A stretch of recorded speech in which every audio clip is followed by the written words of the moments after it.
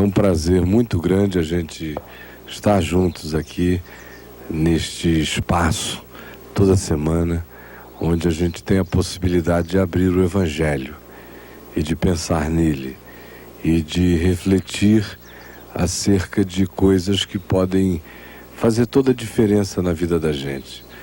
Isso porque as pessoas estão acostumadas, quando ligam a televisão, a ouvir apenas uma quantidade enorme de promessas que são feitas, ditas da parte de Deus, para aqueles que tiverem a coragem de sair de casa e ir a algum lugar, e então receber tais promessas. Porque, se você observar, na televisão não tem ninguém pregando o Evangelho mesmo, só o Evangelho, por nada, só para anunciar e deixar que o benefício alcance as pessoas onde elas estão.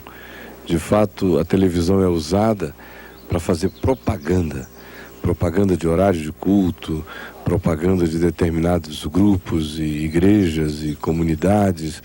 Enfim, o indivíduo fica sendo apenas emulado, suscitado, provocado a sair de casa e ir a um lugar. E aí, supostamente, somente uma vez que ele faça isso é que ele vai ter chance de saber qual é o mistério de Deus, a palavra de Deus, a graça de Deus para a vida dele. Eu, sinceramente, estou fora disso. Me faz até mal pensar que, na maioria das vezes, as coisas sejam assim. Porque a chance que eu, pessoalmente, estou tendo agora é de falar com você. Eu não sei se nunca mais eu vou ter essa chance. Não aposto minhas esperanças na expectativa de que um dia você saia de casa, vá a algum lugar. Se você fizer isso e for a um lugar bom e certo, bom será para você. Do contrário, sinceramente, eu estou até pedindo a Deus que você não vá, mas de todo o coração, abra sua alma para ouvir o Evangelho. E eu quero ler aqui como se você e eu nunca fôssemos nos encontrar. Por isso eu queria que você prestasse atenção e ouvisse o Evangelho, a palavra de Deus, porque ela não precisa que você se desloque da sua casa para um determinado lugar para se tornar efetiva. Ela tem a sua efetividade nesse exato momento, aí onde você está. Porque onde estiverem 2 ou 3 reunidos em meu nome, disse Jesus, eu aí estou no meio deles, de modo que o milagre está aqui. Pode acontecer na sua vida, pode haver uma luz iluminando seu coração, você pode descobrir um poder novo para viver, para existir, você pode discernir a palavra da vida, que não é apenas uma coisa para você carregar embaixo do braço, não é um livro, é um conteúdo verdadeiro, no qual a gente, em crendo, recebe o benefício, recebe a paz, recebe toda a maravilha de poder carregar a boa nova no coração. De fato, Evangelho significa boa nova. E aonde quer que alguém diga que está pregando o Evangelho, mas não traga boas novas, aí não há Evangelho. E na maioria das vezes as pessoas falam de Deus, mas parece até que estão falando do diabo, porque é só medo, terror, maldição, culpa, a descrição da desgraça da pessoa, como estando acontecendo apenas porque ela ainda não foi num determinado lugar onde supostamente Deus está e mora. Ou seja, parece até que Deus tem endereço, CPF, carteira de identidade, sabe? Que está preso num lugarzinho que, se o cara não for lá, nunca recebe nada dele. Estou fora disso. O que eu quero de todo o coração é que aí onde você está, você se abra nesse momento, e é por isso que eu estou fazendo esse preâmbulo, porque eu queria que você de fato cresce nisso. Aí no seu cantinho, você esteja sentado, ou esteja na cama, deitado, ouvindo, ou de passagem, ou simplesmente dê uma paradinha para prestar atenção. Isso é suficiente. Se eu puder contar com a sua atenção um pouquinho, com o seu melhor espírito, com a sua boa vontade, com a sua disposição em fé, de crer que Deus não encontra limites e que esta palavra pode suscitar fé no seu coração, por cuja fé você vai dar um salto extraordinário na vida, esse é todo o meu desejo. E o Evangelho é boa nova, não é má notícia de terror, de medo e de aflição.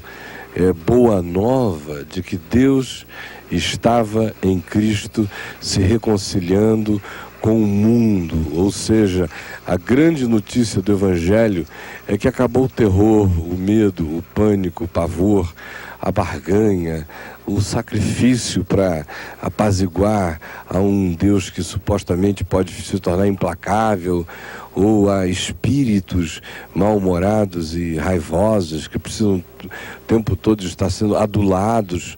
Isso não é o Evangelho. Isso aí é religião do medo. Isso aí é paganismo. Isso é pavor falado em nome de Deus.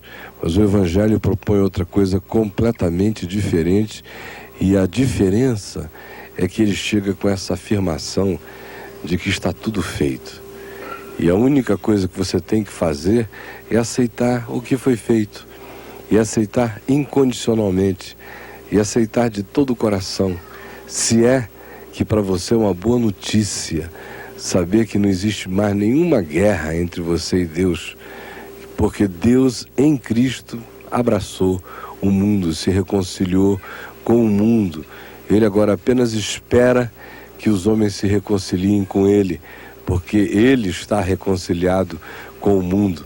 Só não houve reconciliação ainda sua com Ele, porque quem sabe você se mantém debaixo do medo, do pavor, da angústia, ou do pastoreio das aflições, debaixo das religiões que tentam manter dependência e que justamente por isso te vendem todas as condenações, anunciam todas as calamidades e colocam-nas todas sobre você, a menos que você vá a um determinado lugar, frequente um determinado grupo, onde você vai ganhar uma determinada imunidade diplomática, por assim dizer. Tudo isso é mentira.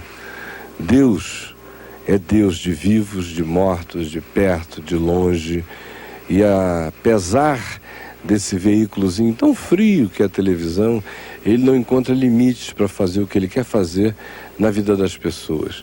E eu estou dizendo isso porque faz 32 anos que eu estou falando o Evangelho na televisão e vendo os resultados.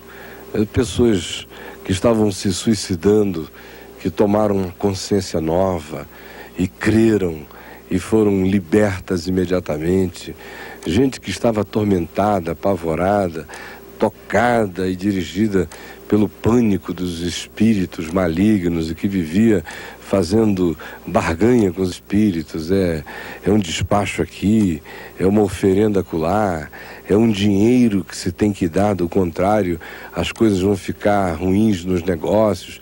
De repente essa pessoa ouve a palavra, com essa simplicidade aqui, ó. Deus não precisa de complicação, nem de neon, ou de gelo seco subindo atrás, nem de um grande grupo cantando para impressionar você. É a simplicidade dessa palavra, como Jesus fez, é que produz esse resultado extraordinário, porque vai gerando fé no coração.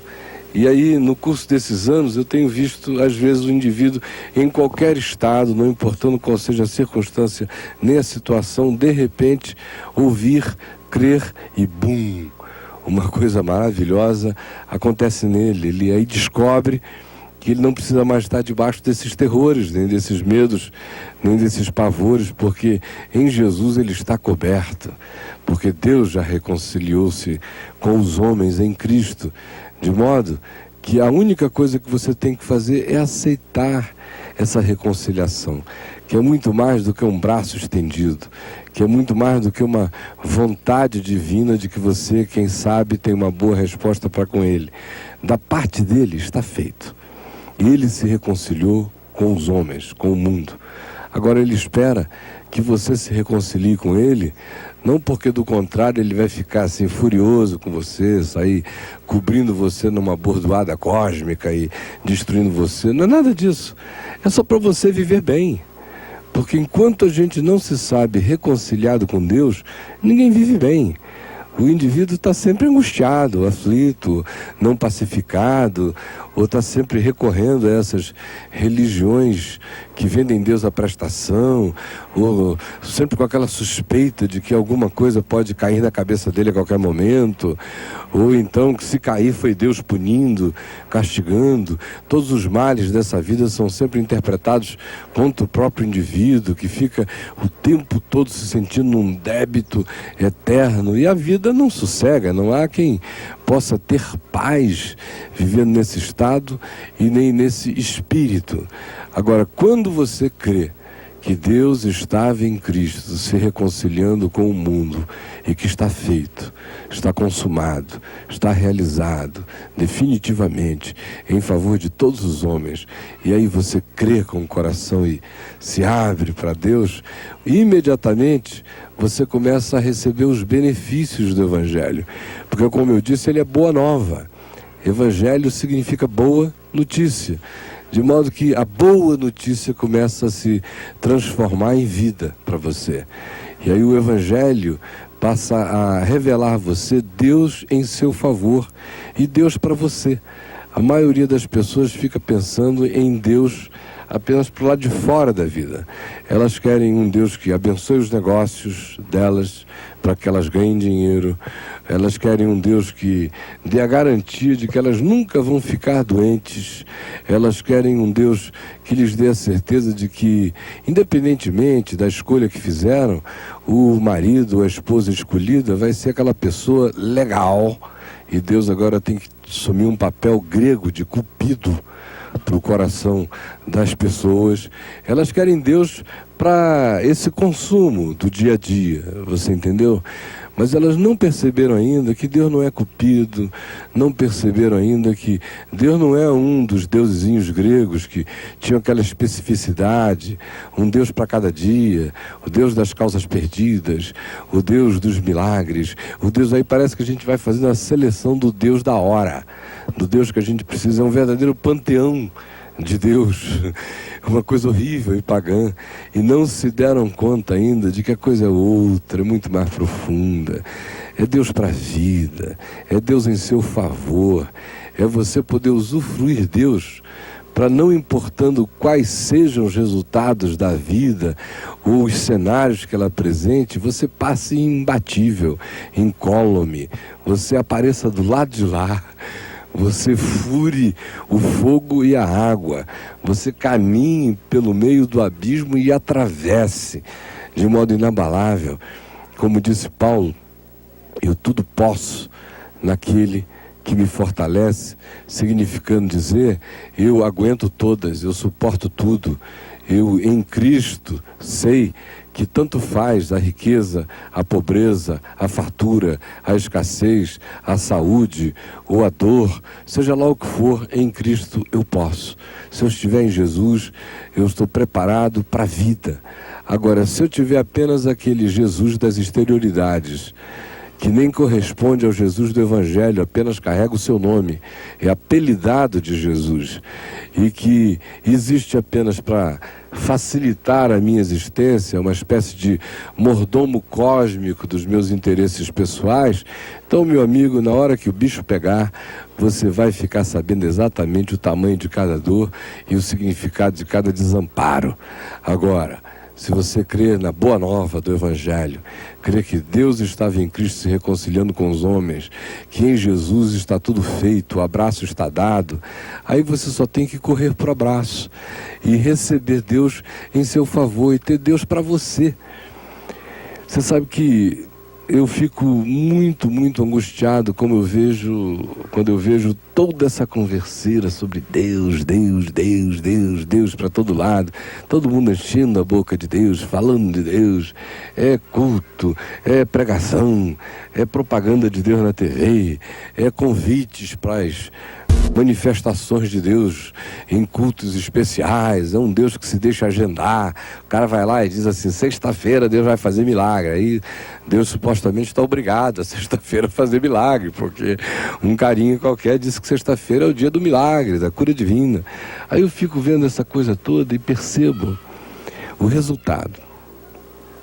Sabe, o resultado é, na melhor das hipóteses, templos cheios, de gente ávida, naquele supermercado de favores que não são gratuitos. O cara tem que deixar a grana lá, tem que não faltar nenhum dia aquela corrente, porque se ele perder um dia ele volta para o fim da fila, e Deus é impiedoso, não quer saber se ele está doendo, sofrendo, angustiado.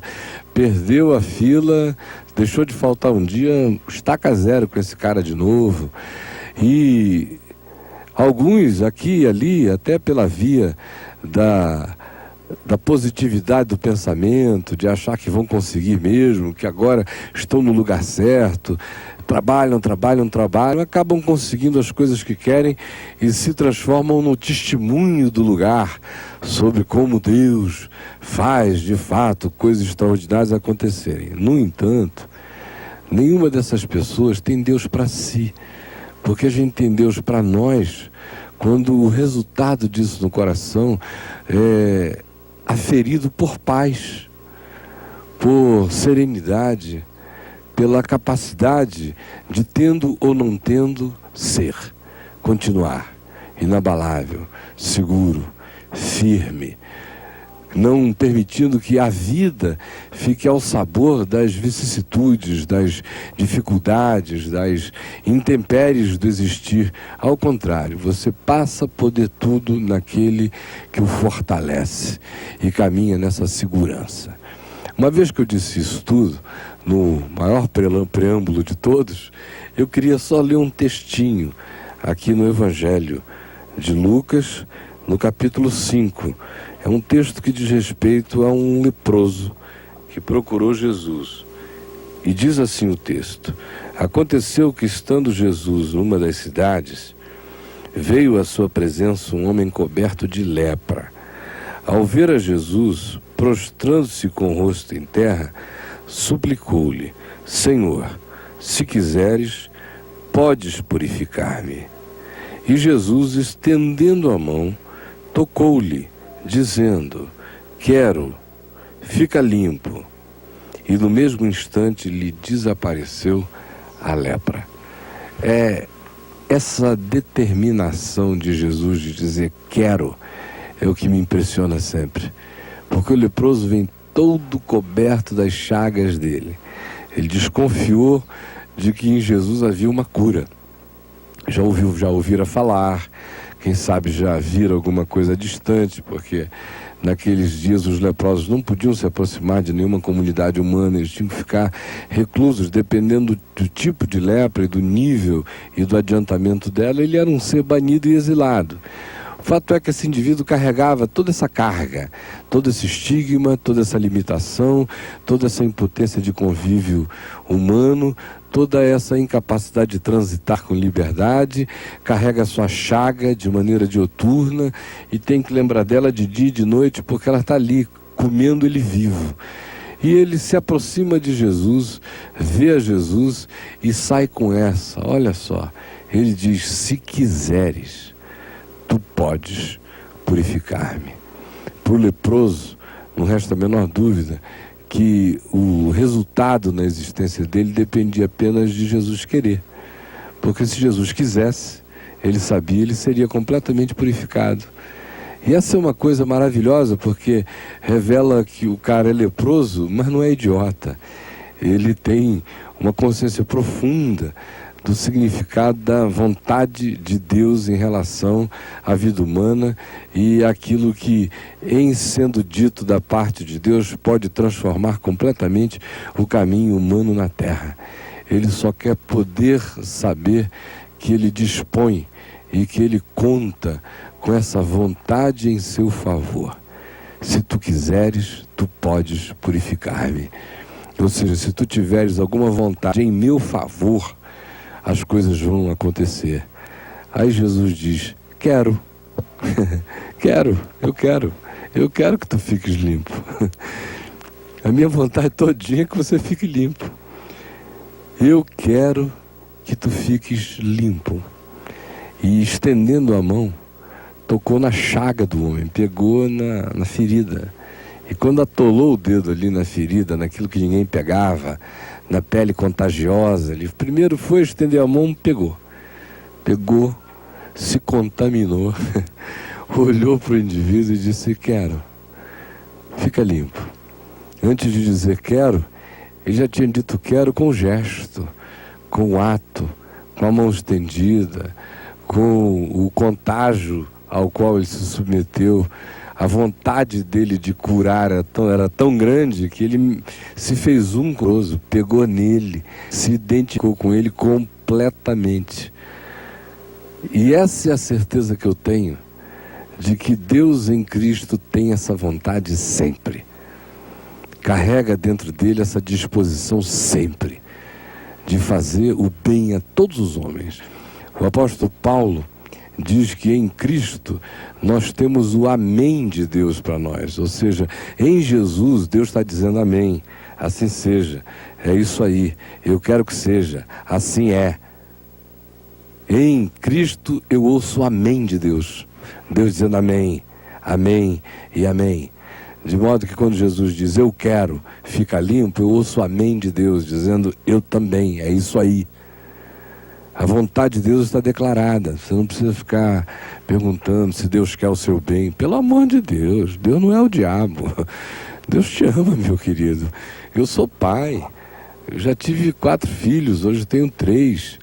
Há um ano atrás, um deles foi levado para onde um dia eu serei. Está imerso na plenitude total do amor, do gozo, da alegria, do entendimento em Cristo. Está lá, na dimensão do eterno. Eu estou aqui. Agora, eu tenho filhos e eu sei o que é um pai que não seja tarado, nem doente, nem um ser que sofra de um mau humor crônico, nem um indivíduo completamente egoísta e perverso, sente pelos filhos. E eu sei que se meu filho me pedir um pão, eu não dou a ele um pedaço de pedra jacaré, dizendo, ó, come aqui com manteiga que fica legal. Se o meu filho me pedir um ovo, eu não vou catar ali uns ovos de áspide, de serpente, que estão quase nascendo, para dar a ele. Quando ele quebra assim, papás, sai uma jararacazinha do ovo dele. Não faço isso. Ao contrário, se ele me pede o pão, eu tento dar do melhor. Eu tento oferecer a ele o melhor que eu tenho. Agora sou eu que sou limitado, tanto para oferecer, como também até para amar e discernir, porque eu próprio tenho noções de bondade muito relativas e muito superficiais na maioria das vezes. Mas esse que é o meu Pai que está nos céus, sabe o que é bom e gosta de derramar o que é bom sobre nós. Prova disso é o fato de que ele não faz acepção de pessoas jamais. O sol está aqui, lindo, maravilhoso. Eu fiquei aqui numa sombra para poder falar, porque ele está incidindo de maneira muito forte sobre nós. E esse sol aqui nasce sobre gente boa, sobre gente ruim, sobre gente legal, sobre gente perversa. A chuva cai no campo do agricultor legal, cai no campo do agricultor safado, que está disposto até como latifundiário a contratar um jagunço para matar a freira, você entendeu? Mas a chuva está caindo lá. Ora, se Deus faz isso de maneira tão pródiga o tempo todo na terra, de maneira indiscriminada com todos os homens, por que Ele não vai fazer de maneira específica e direta a que pedir a Ele conforme a sua necessidade? Ele diz, eu quero, a minha vontade é teu bem, porque a minha palavra quer ser benefício para você. E quando Jesus estendeu a mão e disse, quero, fica limpo, com a mão patolada ali nas chagas do indivíduo, o resultado é que o indivíduo ficou limpo na mesma hora. Eu não sei do que você está querendo se limpar, mas eu sei que tem um monte de gente que gostaria de se limpar nesse momento, nessa hora. Limpar sua consciência, desemocionalizar a memória de memórias traumáticas que estão presentes ali, gostariam de limpar. Há outras pessoas que estão aí com vontade de refazer o caminho, de limpar a vereda. Há outros que olham para si mesmos e se sentem tão adoecidos, percebem de vez em quando, tem lampejos do quão condicionados e aprisionados são a determinados vícios e doenças da mente, da alma, doenças da interpretação ruim da vida, e que queriam ser lavados disso, ser limpados disso. A resposta de Jesus é essa, é estender a mão, se fazer um com o doente, mostrar que para ele a coisa é tão grave que ele enfia os dedos na chaga e diz: eu quero, fica limpo. Eu quero, fica limpo. Eu quero, fica limpo.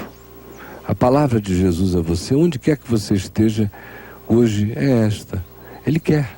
Você entendeu? Ele quer o que é bom, Ele quer o que é vida, Ele quer o que realiza a paz, Ele quer aquilo que devolve você inteiro para a existência. Ele quer, e você não precisa ter a menor dúvida disso. De modo que eu quero pedir a você, onde você está, para você orar comigo, né? Dizendo o seguinte: você pode orar comigo? Jesus, eu sei que Tu queres, e Tu queres o que é bom para mim. E Tu queres conforme o Teu amor, a Tua graça e a Tua misericórdia. E com fé eu recebo, eu tomo posse. Eu tomo posse do fato de que Tu estás dizendo: eu quero.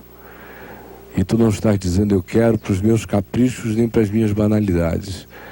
Tu estás dizendo: eu quero para necessidade profunda identificada em mim, da qual eu não tenho como fugir. Eu preciso reconhecer essa chaga em mim. E Tu estás dizendo: eu quero, fica limpo. E eu tomo posse disso. E eu quero viver esse benefício. Porque o Evangelho é boa nova. E é boa nova para mim. Deus abençoe você. Visite a gente quando puder, aí no caminho da graça, se der vontade, se for bom para você. Vai ser uma alegria para nós. E veja também o meu site aí, o www.caiofabio.com.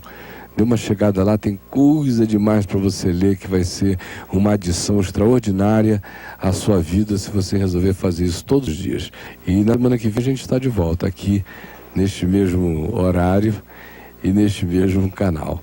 Deus o abençoe e até lá então.